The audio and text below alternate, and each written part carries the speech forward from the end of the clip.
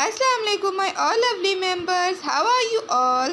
Today I will show you how to make butterfly for kids by using cucumber and tomato.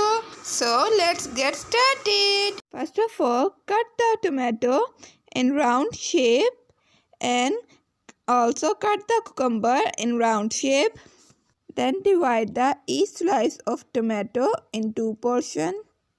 First, take a cucumber, put it on top.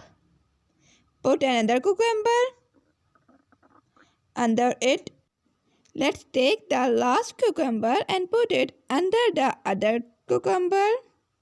Then take a tomato and put it with these cucumbers on one side. Then take another tomato and put it on the other side. And for making the antennae, you will need cucumber peel. Then take the finely sliced cucumber peel and place the finely sliced cucumber peel on one side and the other on the other side. In the end, it's optional. If you want to make butterfly eyes, take 2 cloves and make butterfly eyes out of it.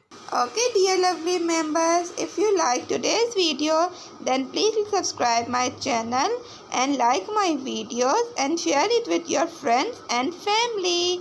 Allah Hafiz.